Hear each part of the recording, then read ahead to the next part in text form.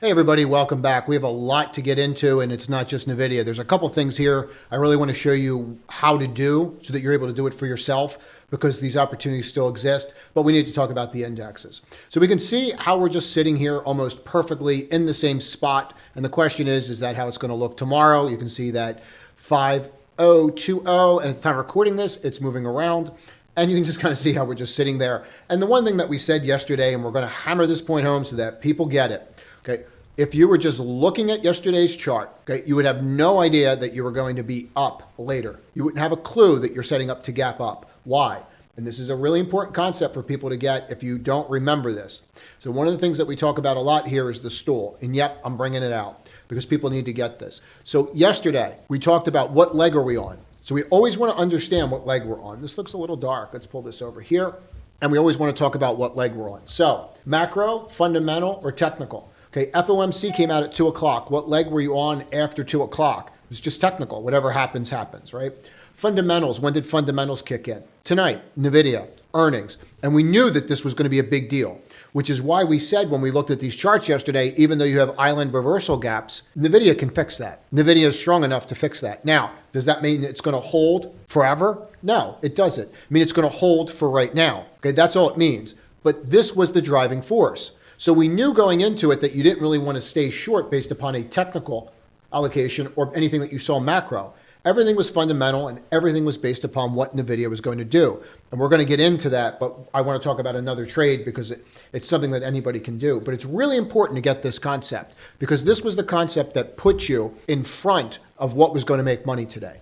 And that's the whole purpose of these videos, so that you can have a more informed decision, so you can make a more informed decision, right? That's where you want to be.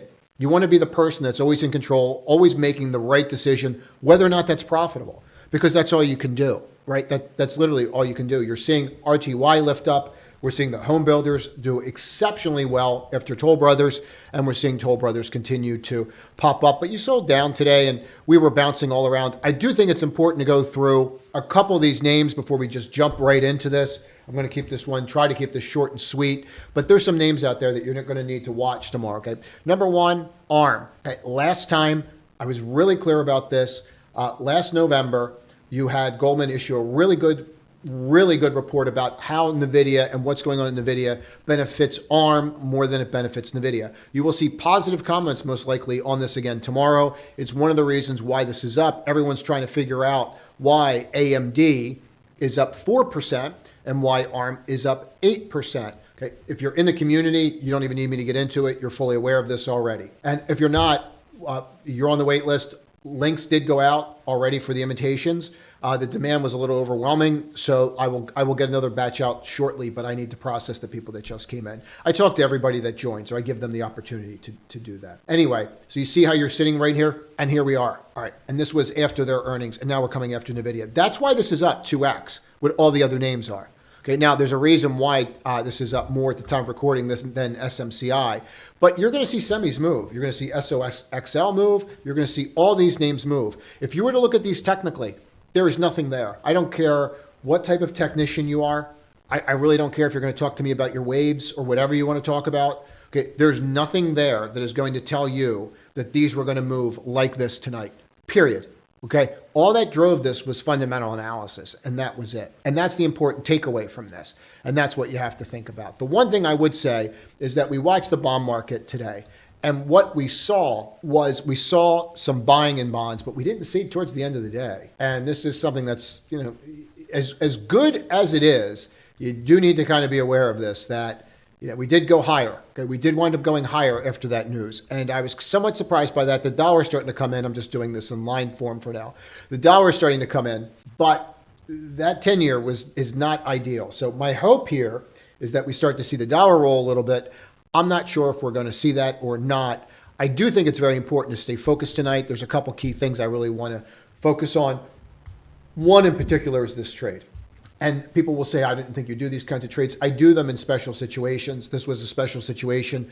I'm going to walk through this. And I want to walk through how we plan specifically for NVIDIA tonight so that you can see it for yourself, so that you can understand it. I want to show you a little bit of that right now. So what I'm just showing is one of the rooms that we have. And this is the one I talk at, but I went live today and I do the lives on special events. You can see the time. This is important because I want you to understand what we did here. We knew exactly what we were looking for before it even came out. So we're able to act faster than everyone else. And that's important. You might think it's not, but it is. And you want to know when it's going down because you can take advantage. And it's sad, but someone wins, someone loses. The people that are most prepared, surprise, they win. So revenues here, we already know where you have to be or we're going to go down. We're already telling you that you have to look for 25. We already know that we don't want to be lower than 30. We know we're at 33. Anything over 32, we knew we could go higher. We got to 36, we could go even higher. Under 30, we were going to get hammered. We knew this. 32, we knew the stock would trade up. 36, it would explode. And we just start talking about the range because we're looking at the implied volatility. So we're prepping everybody for the range. Go look at the range of the stock tonight, by the way. Okay. And then we were talking about who's going to benefit the most, ARM, because that's who benefited the most when? Last November. Go take a look at it. So what we're doing is we're setting up. I'm not doing anything. And then we were just focused on one name. And then we were just talking about IOVA a little bit because that's just going to rip people's faces off. But we're saying after hours, it's ARM. It's nothing else. It's SOXX or SOXX, depending upon which way the market goes. And then when it starts to come out, you can just start seeing that's a Mara trade. But what I want you to get here is like, I would not worry what I'm doing with NVIDIA because I'm getting questions like, what are you doing? You never want to worry about what I'm doing. You always want to worry about what you're doing, right? And that's a very important concept. And what we're doing is going over here and I'm just telling people like, hey, I'm long stock. And I've been long stock and I have a ton of calls and mostly the 700s. Bought more calls. I'm just telling everyone again, they can go to zero so everyone gets it. And then what names to focus on and then how. ARM, then AMD. See how ARM is up double what AMD is, right? Everything's edge. You're fighting for inches. You're not fighting for feet, okay? And then that was it. Boom. You could just start seeing someone starts buying and they're trying to get ahead of it. All our levels are already marked off. So we already know where our levels are and where we want to get out and where we want to watch. And then we start to see, again, I put it out there, what do we need? What's the whisper? We beat the whisper. What are the revenues? Okay, where do we have to be? So you're setting this whole thing up, right? And I'm just talking about what I'm doing so people can make their own decision on what they want to do. But I go through those research reports extremely fast. And I'm just going through it. I bought some in the 650s, 660s, and I'm selling, and then I'm adding back, and then I'm trimming the secondary ads. I'm constantly pulling money out because you don't know how it's going to play out, right? 720 sold more, 710 added, bought more, and then I'm just trading it around, just whacking it around.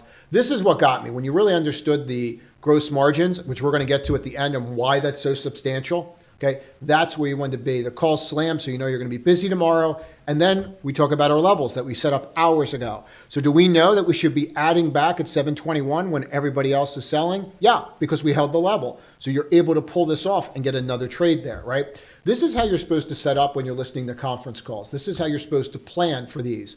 You're not supposed to sit there on names like NVIDIA and just hope and pray that you own the stock, right? That's not going to work. Your hopes and prayers, nobody cares. Like literally no one, right? The goal here is to have an actual game plan. So when the people here that have no idea what they're doing are selling, you're in here buying. And that's exactly what we did. But before I spend more time on this, I really want to show you this one trade. It's really important to me that you get this concept because these opportunities like this VTYX, there are tons of these names out there and you can run scans on them. And I really want to show you how to do this. And I want to show you this trade. So we're going to start here. I get asked a lot to show trades, P&L, things like that. If you're new, this is one account and this account is ran somewhat aggressively. I get asked a lot about like, oh, how much is in this account? There's about a quarter in here. I think it's over 3 something now, but I forget what we started with. I'll share the trade Zella so that we can walk through it. But the whole purpose of me showing this is just to understand something. We did a trade. The trade that was done for a purpose. When that purpose was achieved, we were out of it. So we're going to spend time, obviously, on NVIDIA tonight. We have to. And you can see after hours, we were in and out of that a lot. This is one account where I was pretty active in it. I had other accounts where I was just adding to long-term positions. The call was a monster, and we'll get to it. There's some really, you have to go through the details, the conference call, really. SMCI set it off a little bit. We're going to talk about that too. But this VTYX, I want to talk about this trade. You can see how that trade is pretty much the P&L.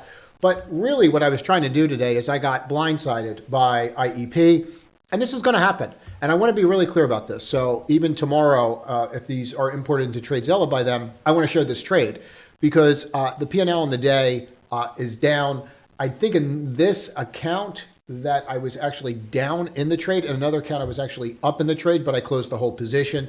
Well, I'll go through that why on Saturday, but the point that I'm getting at here is I bought this for a reason. And the reason that I bought this was based upon the valuation. This was trading at roughly 55% of cash. And then I saw something yesterday. But what I want to show is I want to show the cause and effect, and then when the trade plays out, what you're supposed to do. And bear with me. I got the mic here. I got this new camera that was super expensive. So I'm trying to figure it out and see how it's going. But I dig the camera and the setup. I just have to figure out the placement of it all, but bear with me. So the purpose of this is for us to understand this trade and how you can do it. So I'm going to walk you through it so that you can find these. Okay.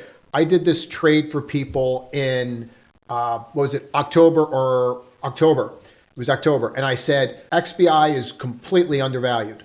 And let's get to these charts and then we'll get through it.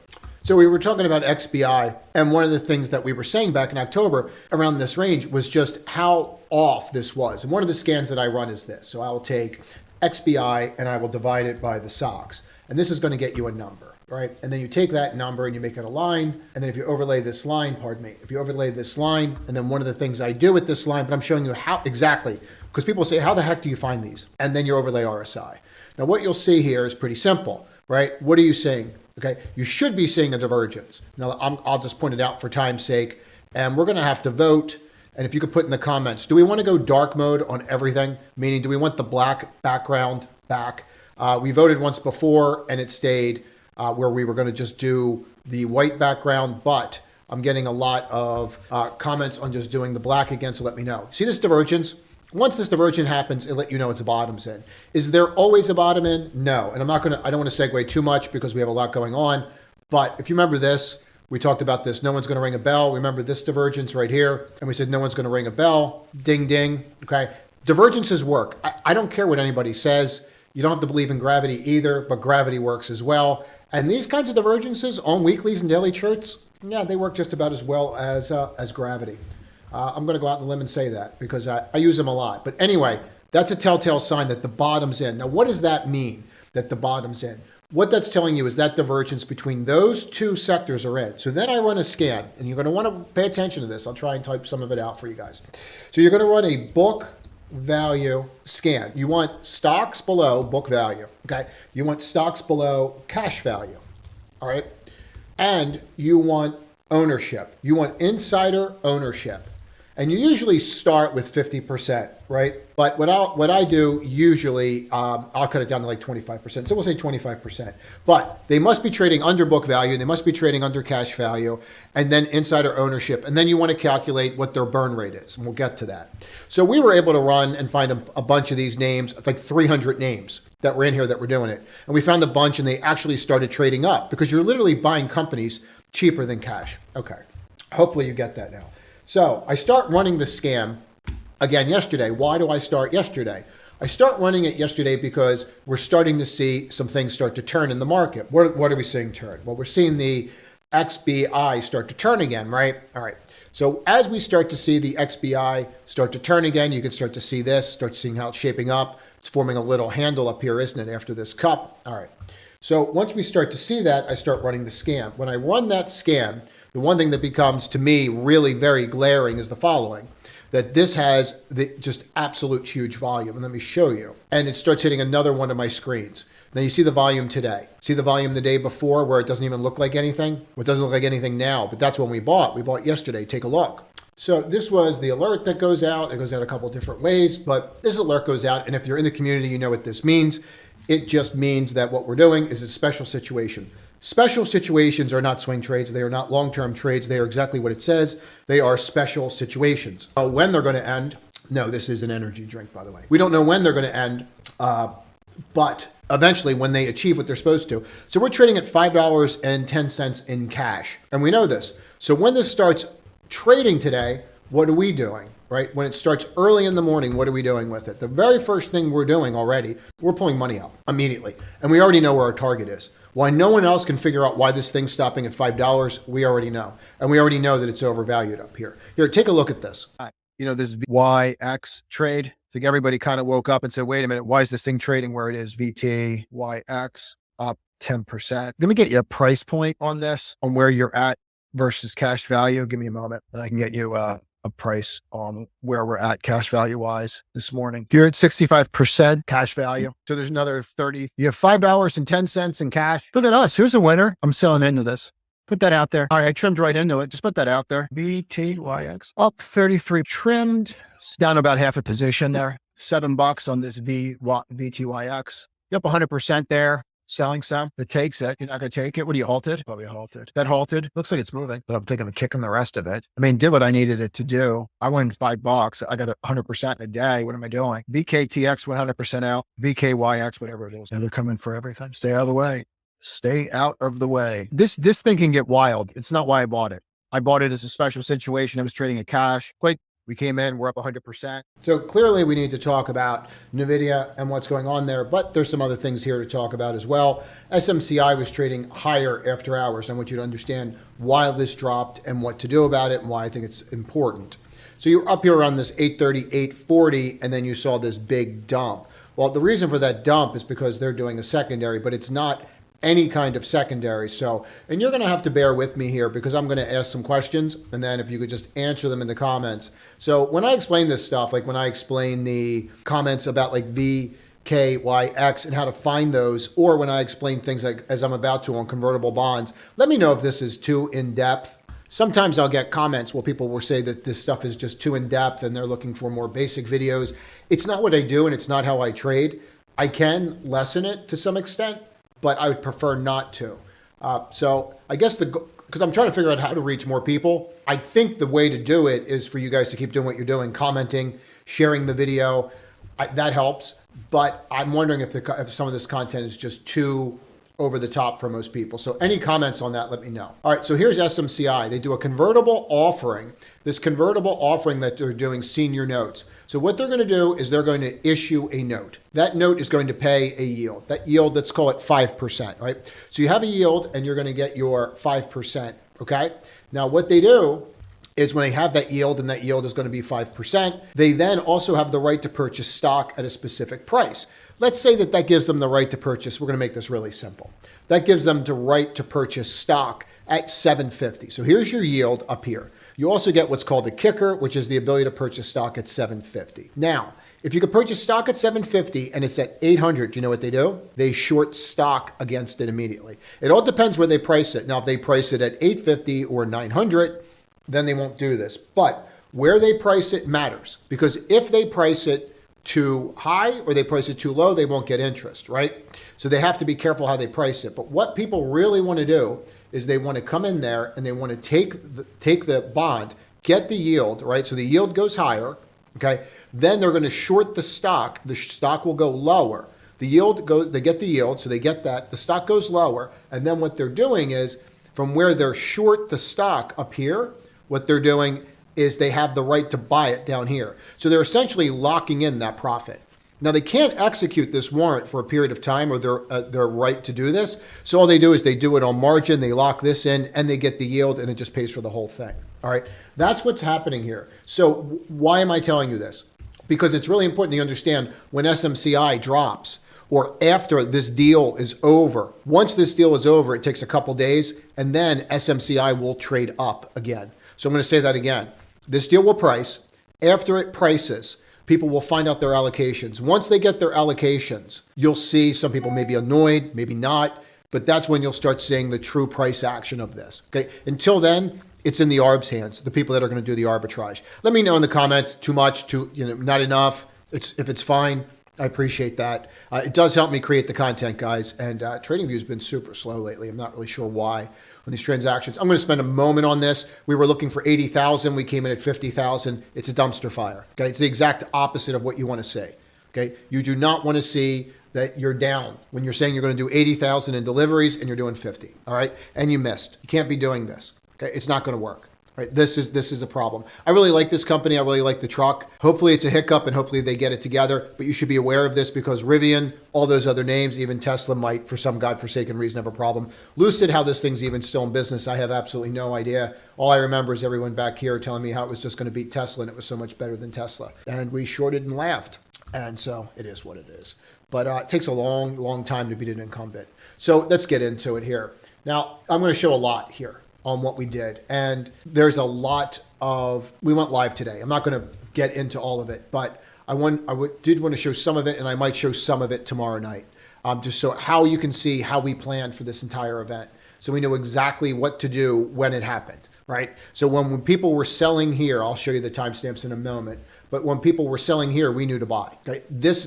How do you do this? Okay. The same way that I just showed how to do the other thing where you're doing looking for the scans on biotech, you plot and you plan. So we knew what to look for when this came out. We knew exactly what to look for with NVIDIA. Okay. It wasn't even a question of what we were doing. If you want to see how we planned this and how we planned it live, let me know, and I will gladly show that tomorrow. But I want to show you so that you have information for tomorrow so that you can still benefit from what's going on here. A lot of people will tell you, oh, it's over, this trade's over. Okay. Same people that said don't short PANW this morning, right? Or don't short TDOC. There was only 10 points there. So what we're going to start with is just valuation. And these were some things that I showed earlier.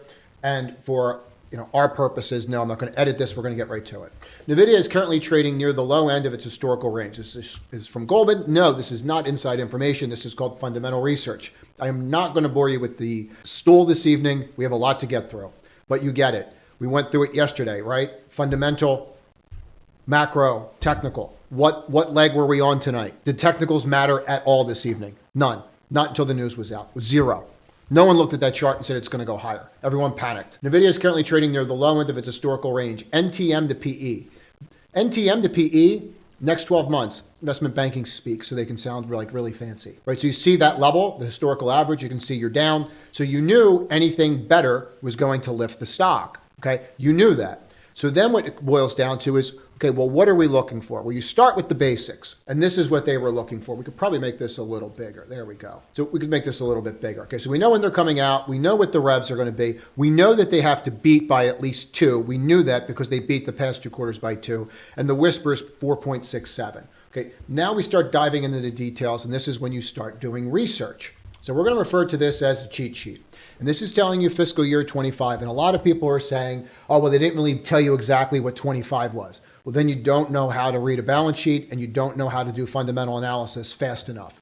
And I would strongly suggest that you learn how to do fundamental analysis. If a company comes out and tells you that their gross margins are going to be 77 and the street's looking for 76 too, then those gross margins are higher than expected, right?